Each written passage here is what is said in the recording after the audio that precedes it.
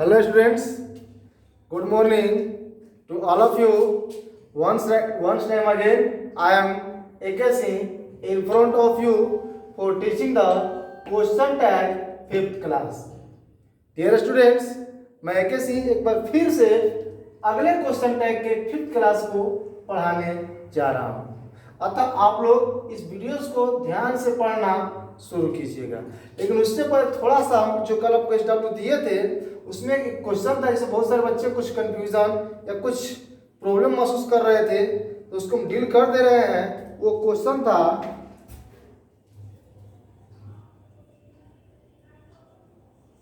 nobody dares disobey him.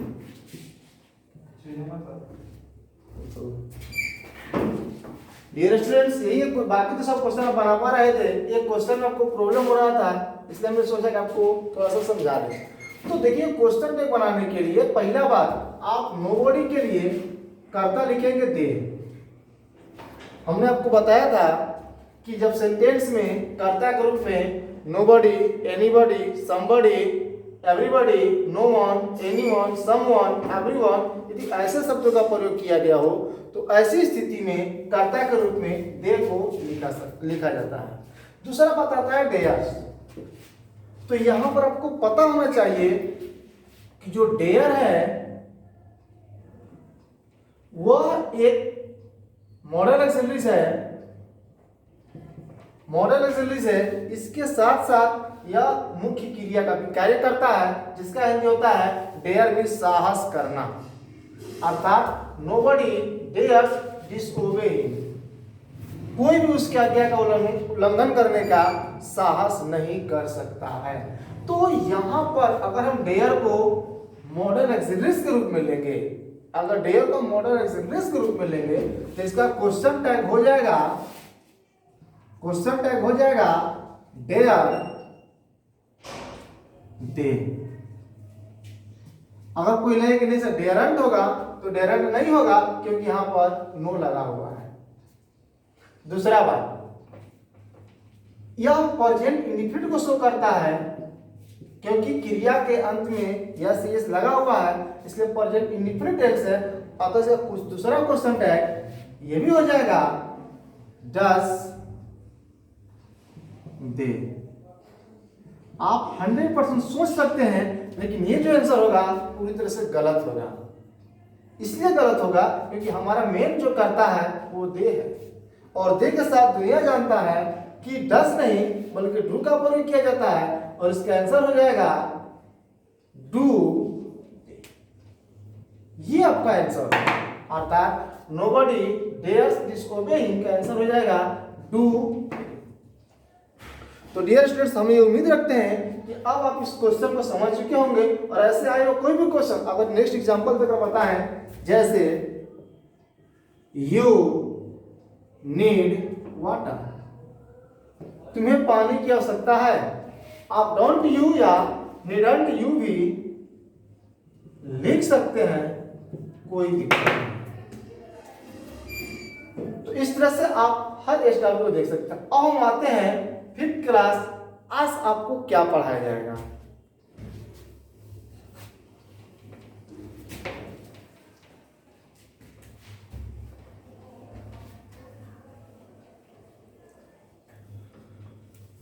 तो dear students, इससे पहले I have discussed for how to identify the correct subject when we make the question tag. अर्थात इससे पहले हमने आपको ये बताया था कि जब हम क्वेश्चन टैग को बनाएंगे तो सही सब्जेक्ट कैसे पहचानेंगे। हमने बहुत सारे रूल्स को बताया था, थोड़ा सा रिफ्रेश कर दे रहे हैं। जैसे हमने फर्स्ट पॉइंट ये बताया था कि अगर कोई भी दिया गया सब्जेक्ट नाउन हो तो इसको personal pronoun he, she, it अथवा दे में बदल दिया जाता है। हमने दूसरा बताया था कि अगर कोई पर्सनल प्रोनाउन का प्रयोग कर दिया गया, जैसे ही, she, it, they already sentence में लगा हुआ हो, तो इसका क्वेश्चन टैग बनाते समय जस्ट का तस लिख दिया जाता है। इसमें हम कोई भी चेंजिंग नहीं करते हैं। उसके बाद हमने नेक्स्ट पॉइंट आपको ये बताया कि यदि दिए गए वाक्य में दिस हो, दैट हो, दिस हो, दोज हो, देयर हो, वन हो, अगर ऐसे शब्दों का प्रयोग किया गया हो तो ऐसे सेंटेंस से क्वेश्चन टैग कैसे बनाएंगे। तो हमने बताया था कि दिस और दैट के लिए कर्ता इट लिखते हैं, दिस और दोज के लिए कर्ता दे लिखते हैं, और देयर के लिए देयर तथा वन के लिए वन लिखा जाता है। उसके बाद हमने बताया था कि अगर इसके साथ कोई संज्ञा को अटैच कर दिया जाए, जैसे आपको कर्ता दे दिया गया हो दिस बॉय, दिस गर्ल, अगर ऐसा सेंटेंस दे दिया गया हो तो हम दिस को नहीं बल्कि बॉय को देखकर क्वेश्चन टैग बनाएंगे। उसके साथ साथ हमने कल डिस्क्रिप्शन किया था कि यदि दिए गए वाक्य में कर्ता नो वन, नोबडी, समवन अर्थात जिसमें बड़ी और वन का प्रयोग किया गया हो तो ऐसी स्थिति में कर्ता दे को लिखते हैं और सहायक क्रिया कर्ता दे को लिखते हैं और सहायक क्रिया भी बहुवचनी होता है। उसके साथ साथ भी हमने बताया था कि अगर दिए गए वाक्य से थिंग शब्द का प्रयोग कर दिया जैसे समथिंग, एनीथिंग, नथिंग, तो ऐसी स्थिति में कर्ता इट का प्रयोग किया जाता है। तो यहां तक बोले किसी को दिक्कत, कोई प्रॉब्लम नहीं है। अब हम आगे पढ़ते हैं।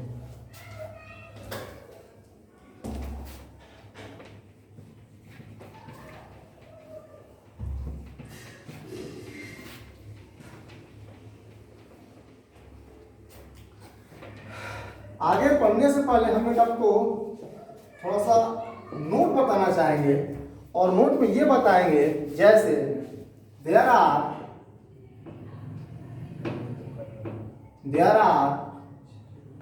some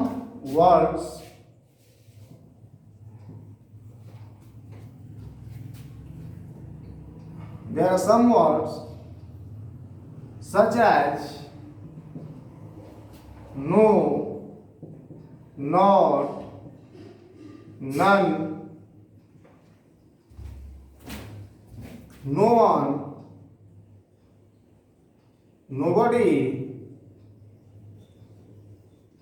nothing,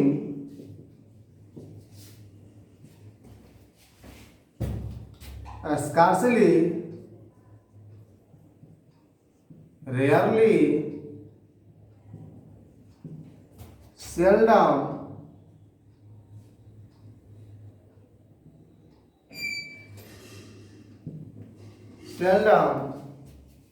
never,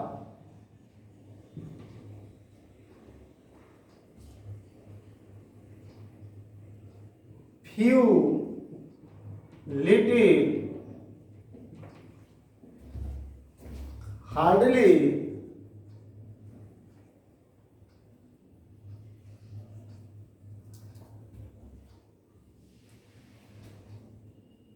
these words give the negative sense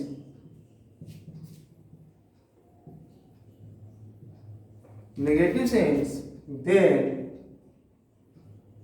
we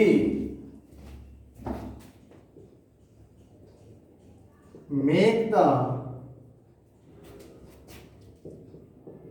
question tag in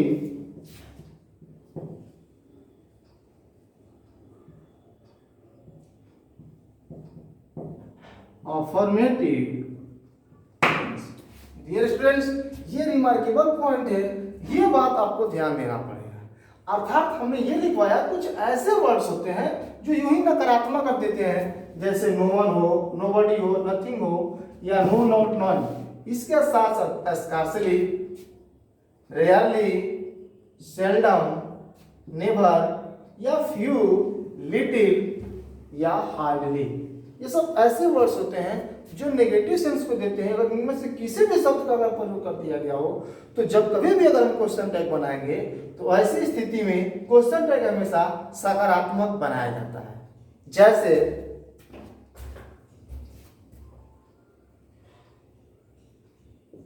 he hardly comes to school on the time. He hardly comes to school on the time. अर्थात वह समय पर नहीं के बराबर ही विद्यालय आता है। अर्थात से क्वेश्चन टैग हो जाएगा, कम्स का हो जाएगा डस।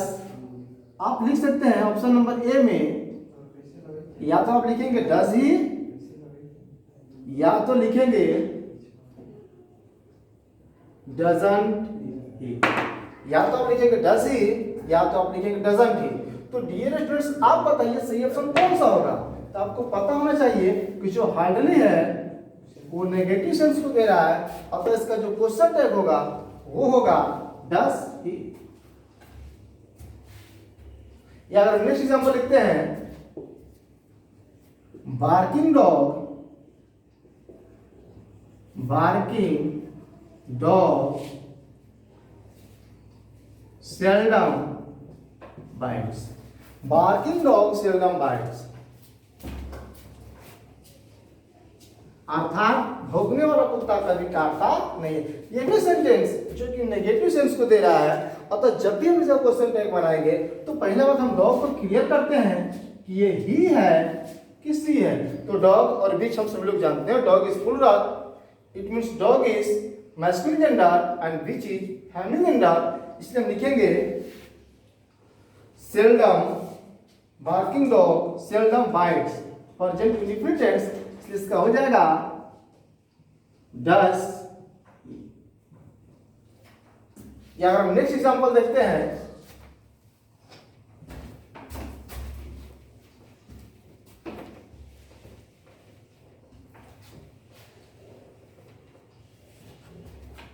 He has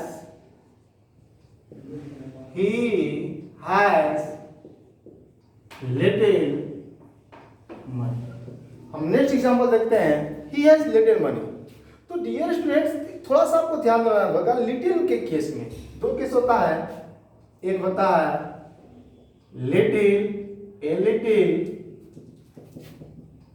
और एक होता है द लिटिल। ऐसे होता है फ्यू, फ्यू, ए फ्यू और द फ्यू। डियर स्टूडेंट्स,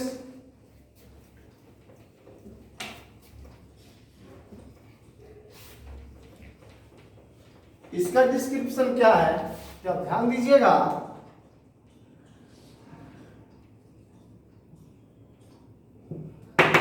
दोनों का अर्थ थोड़ा होता है, लिटिल मीन्स भी थोड़ा होता है और फ्यू मीन्स भी थोड़ा होता है। लिटिल का अर्थ होता है थोड़ा, जो कि अनकाउंटेबल में लग होता है। जैसे इस कप में थोड़ा भी चाय नहीं है, there is little tea in this cup. और इस बैग में थोड़ा भी कलम नहीं है, there are few pens in this bag. आपको पता होना चाहिए अनकाउंटेबल में सहायक ये इज होता है, और काउंटेबल में इज भी हो सकता है और आर भी हो सकता है। ये कर्ता की स्थिति पर डिपेंड करता है। तो डियर स्टूडेंट्स, जो लिटिल और फ्यू होते हैं वो नेगेटिव सेंस देते हैं, अतः सेंटेंस में लिटिल और फ्यू का प्रयोग किया जाएगा तो क्वेश्चन टैग सकारात्मक बनेगा, और अगर ये इसमें से किसी भी शब्द का प्रयोग किया गया हो तो क्वेश्चन टैग नकारात्मक बनेगा। तो एग्जांपल देखते हैं, ही हैज लिटिल मनी, तो इसका क्वेश्चन टैग हो जाएगा हैज ही, हैज ही, क्योंकि इसमें नेगेटिव और कुछ छिपे हुए हैं। या नेक्स्ट एग्जांपल देते हैं, few students are present in the class। few students are present in the class। अब बात आती है इसमें हम कर्ता को क्या सर्च करें, तो हम स्टूडेंट्स का प्रोनाउन दे लिखेंगे, और फ्यू एक नेगेटिव वर्ड है इसलिए इसका अफर्मेटिव हो जाएगा, आर है तो हो जाएगा आर दे, आर दे। तो डियर स्टूडेंट्स, अगर ऐसे शब्दों का प्रयोग किया जाएगा तो कब क्वेश्चन टैग सकारात्मक होगा, कब नकारात्मक होगा, बोलिए। आपको दिक्कत है कोई दिक्कत नहीं है, हम ऐसा उम्मीद रखते हैं। और अब हम आगे की ओर बढ़ते हैं।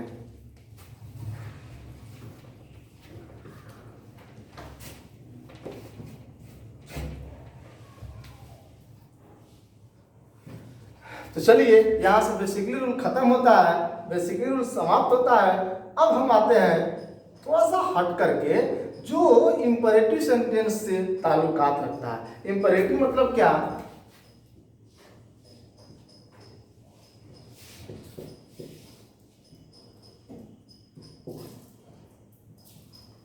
अर्थात आप लिख सकते हैं question tag of imperative sentence, आज्ञासूचक वाक्यों का क्वेश्चन टैग। तो इसमें आपको कुछ पॉइंट समझना पड़ेगा। जैसे मेरे एग्जांपल लिखते हैं, open the door, open the door, ये सेंटेंस है ओपन द डोर। अब आपसे कहा जाएगा कि सर क्वेश्चन टैग बनाइए। आप कहिएगा कि सर क्वेश्चन टैग बनाने में सबसे बड़ा आवश्यकता होता है हेल्पिंग वर्ब का, और इसमें हेल्पिंग वर्ब गायब हो चुका है, इसमें हेल्पिंग वर्ब नहीं है, लग रहा है कि लॉबरर में भुला गया है।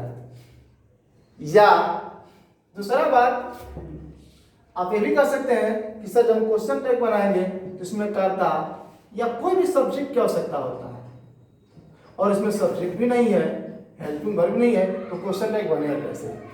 तो ऐसा सोचना गलत है, इसमें सब कुछ है, थोड़ा सा हमें देखना पड़ेगा। जैसे ओपन द डोर, हमने बोला कि किसी भी आज्ञासूचक वाक्य में हम किसी को आदेश देते हैं, और जिस तरह से आप पॉजिटिव इंटीजर लिखते हैं +1, अर्थात नेचुरल वन में, नेचुरल नंबर में प्लस हमेशा हिडन होता है, छिपा होता है, उसी तरह से ऐसे संख्याओं में जो कर्ता यू होता है वो छिपा होता है। अर्थात किसी भी आदेशात्मक वाक्य का जो क्वेश्चन टैग होगा उसका हम कर्ता यू लेकर बना सकते हैं। जैसे open the door, you open the door, अर्थात दरवाजा खोलो मतलब तुम दरवाजा खोलो, गो आउट मतलब यू गो आउट। अर्थात किसी भी इंपरेटिव सेंटेंस के क्वेश्चन टैग बनाते समय कर्ता के रूप में यू को। अब आप क्वेश्चन कर सकते हैं कि सर ठीक है, हमने कर्ता को सेलेक्ट कर लिया, अब सहायक क्रिया कहाँ से आएगा, क्योंकि इसमें कुछ दिखाई नहीं दे रहा है किस टेंस में है। तो इसके लिए हम थोड़ा सा एक्स्ट्रा नॉलेज का सहायता लेते हैं। एक्स्ट्रा नॉलेज जैसे ओपन द डोर, दरवाजा खोलो, खोलोगे ना, विद्यालय जाओ, जाओगे ना। अर्थात कहने का मतलब ये है कि इसका जो सेंस है वो फ्यूचर में जा रहा है, और फ्यूचर में सभी लोग जानते हैं कि सहायक क्रिया या तो शैल होगा या तो शैल होगा या तो विल होगा। आप क्वेश्चन कर सकते हैं कि सर कब शैल करेंगे कब विल करेंगे। तो वैसे ग्रामर का नियम बोलता है कि फर्स्ट पर्सन आई और वी के साथ शैल करेंगे, बाकी कुछ भी करता हो तो विल का प्रयोग करेंगे। तो डियर स्टूडेंट्स, आप बताइए यू के साथ क्या लगाएंगे, शैल या विल? जाहिर सी बात है कि विल के साथ क्या लगाएंगे। इसलिए जब क्वेश्चन टैग बनाएंगे तो सहायक क्रिया के रूप में हो जाएगा विल। अर्थात आपको दोनों रिमार्केबल पॉइंट मिल चुका है, आपका सहायक क्रिया भी मिल चुका है और आपका सब्जेक्ट भी मिल चुका है। अब एक मैटर आता है कि सर क्वेश्चन टैग का तो नियम होता है, कभी अफर्मेटिव होगा, कभी नेगेटिव होगा। तो क्या वो किस यहाँ भी अलग होगा? तो 100% वो किस यहाँ भी अलग होगा। कभी वॉन्ट यू होता है तो कभी विल यू होता है, कभी वॉन्ट यू होता है तो कभी विल यू होता है, और मोस्टली इंपरेटिव वाक्य में इसी का चांसेस होता है या वॉन्ट यू लिखा जाता है। इसके अलावा aren't you, isn't you, amn't are, ऐसा कहीं कुछ भी नहीं होता है। तो चलिए आज का हम वीडियो को यही समाप्त करते हैं। आपको यहाँ तक पहुँचा दिया कि इंपरेटिव सेंटेंस से कुछ बेसिकली चीज़ों का प्रयोग करते हुए हम कैसे क्वेश्चन टैग बनाते हैं। कल का जो क्लास आएगा उस क्लास में हम बताएंगे कैसे कैसे स्थिति में, कैसे कैसे परिस्थिति में विल अथवा वॉन्ट यू को लिखते हैं, इसमें कैसे कैसे सेंटेंसेस आते हैं। इसमें अधिकतर 3 या 4 प्रकार के सेंटेंसेस आ सकते हैं। जैसे पहला सेंटेंस बोलेगा simply give me your pen. ये इंपरेटिव का मतलब ये होता है ऑर्डर, इसमें आदेश में जब सिंपल ही ऑर्डर है, give me your pen, give me your pen, मुझे अपना कलम दो। इसका क्वेश्चन टैग कैसे बनाएंगे? तो सिंपली वांट यू या विल यू दोनों बनेगा। दूसरा हो सकता है डोंट गो देयर, वहां मत जाओ, नेगेटिव सेंस है, इसे क्वेश्चन टैग विल यू। तीसरा लेते हैं, और जनरली बोला जा सकता है गो देयर एट वंस, वहां तुरंत जाओ, अभी जाओ, गो देयर एट वंस। अर्थात से क्वेश्चन टैग हो जाएगा कांट यू, क्योंकि यहां पर दबाव के रूप में दिया जा रहा है, उसको प्रेशर के रूप में दिया जा रहा है। एक सेंटेंस हो सकता है लेट्स गो टू विलेज, चलो गांव चले, लेट्स गो टू विलेज, चलो गांव चले, सब शहर से आ रहा है तो हम क्यों नहीं जाएंगे, अर्थात लेट्स गो टू विलेज, चलो गांव चले। इससे क्वेश्चन टैग इसमें अस होता है, अस का कर्ता वी होता है, अतः वी के साथ शैल का प्रयोग करेंगे और इसका क्वेश्चन टैग हो जाएगा शांत we.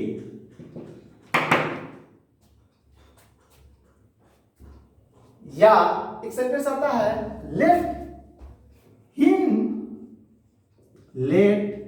Him go to village. यहां पर थोड़ा सा आपको ध्यान देना होगा, let him go to village इसका होता है कि उसे घर जाने दो, मतलब तुम उसे घर जाने दो।